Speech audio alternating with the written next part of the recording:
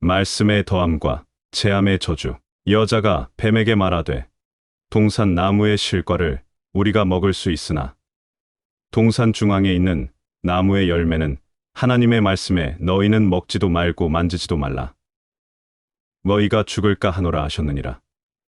창세기 3장 2절에서 3절. 하나님의 말씀이 살짝 왜곡되자 그 말을 듣는 사람의 마음 속에 심각한 현상이 나타납니다.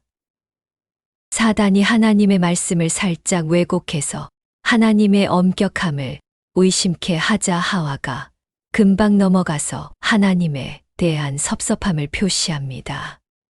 하나님은 아담에게 선악과를 먹지 말라고만 말씀하셨는데 하와는 하나님께서 선악과를 만지지도 말라고 했다면서 하나님의 말씀에 자신의 섭섭한 마음을 추가하여 하나님의 엄격함을 토로합니다. 언제 하나님이 만지지도 말라고 하셨습니까? 일단 인간이 그렇게 하나님을 의심하기 시작하자 겁이 없어진 것입니다. 그게 창세기 3장 3절에 명확하게 기술되어 있습니다. 하나님께서는 아담에게 선악과를 먹게 되면 정녕 죽으리라라고 말씀하셨습니다. 그런데 겁이 없어진 하와는 죽을까 하노라. 죽을지도 모른다라고 하나님의 말씀을 바꾸어 버렸습니다. 하나님 말씀의 정확한 이해는 이처럼 중요한 것입니다. 하나님 말씀의 진리가 살짝만 왜곡되어도 이렇게 엄청난 결과가 나타나게 되는 것입니다. 그래서 하나님은 교회를 향해 말씀의 정확한 해석과 적용을 무서운 경고의 말씀으로 명령하신 것입니다. 이 책에 기록된 예언의 말씀을 듣는 모든 이들에게 경고합니다. 만일 누구든지 이 말씀에 다른 것을 덧붙이는 사람이 있으면 하나님께서 이 책에 기록된 재앙을 그에게 내리실 것입니다. 또 만일 누구든지 이 예언의 말씀에서 어느 하나라도 빼는 자는 하나님께서 이 책에 기록된 생명나무와 거룩한 성에 참여할 특권을 빼앗아 버리실 것입니다. 요한계시록 22장 18절에서 19절. 하나님의 말씀은 이토록 중요한 것입니다. 우리의 영원한 생명이 걸려 있는 것입니다. 따라서 하나님의 말씀이 선포될 때 그것이 정말 성경이 담고 있는 진리인지를 열심히 상고하고 묵상하고 연구해야 하는 것입니다. 베레아 사람들은 데살로니가 사람들보다 더 고상한 성품을 가진 사람들이었습니다. 그들은 바울과 실라의 말을 열정적으로 받아들였으며 바울이 한 말이 사실인지를 알아보려고 말마다 성경을 연구했습니다. 사도행전 17장 11절. 베레아 사람들은 간절한 마음으로 말씀을 받았을 뿐 아니라 사도 바울의 설교를 듣고 그 설교가 정말 성경에 근거하여 옳은 것인가를 날마다 연구하였다고 합니다. 안 그러면 우리는 언제 마귀의 미혹에 넘어가게 될지 모릅니다. 그렇게 여자가 마귀의 미혹에 이끌려 하나님을 의심하고 하나님을 경외하는 마음이 흔들리자 마귀는 여자에게 치명타를 날립니다. 뱀이 여자에게 이르되 너희가 결코 죽지 아니하리라. 창세기 3장 4절.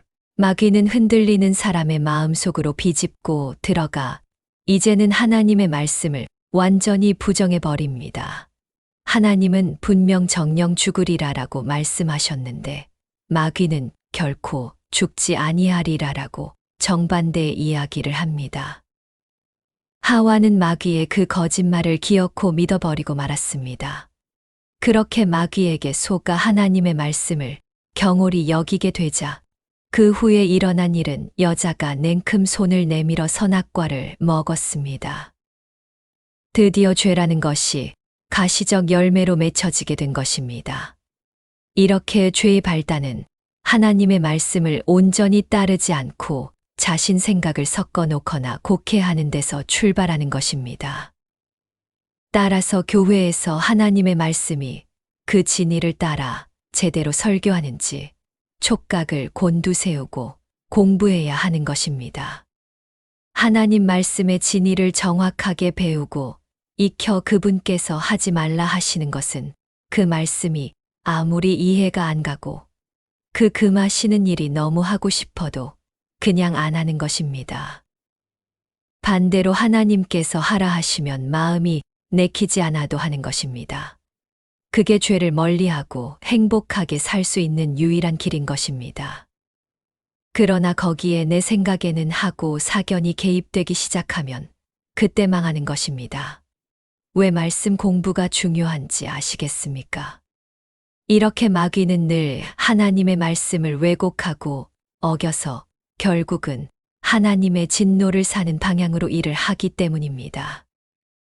그렇다면 모든 죄의 원인은 마귀니까 하나님은 우리에게 죄책을 물으시면 안 되는 것 아닙니까? 마귀가 하나님의 말씀을 왜곡해서 미혹하지 않으면 우리는 죄를 안 지을 수도 있는 것 아닌가요? 이런 질문이 생길 것입니다. 그러나 성경은 지금 미혹하는 마귀라는 존재를 내세워서 하나님의 은혜를 떠난 모든 도덕적 피조물이 추구하는 것은 하나님의 말씀을 어기고 하나님의 자리에 오르려는 경향으로 달려가는 것을 보여주는 것입니다. 하나님은 하나님의 형상으로 지어진 당신의 백성들이 그러한 죄로 향하는 경향을 예수 그리스도의 은혜로 설득하고 복종시키는 것입니다. 그렇게 해서 당신의 백성들이 하나님의 은혜 앞에 꼼짝없이 순종하도록 이 역사를 경륜해 가시는 것입니다.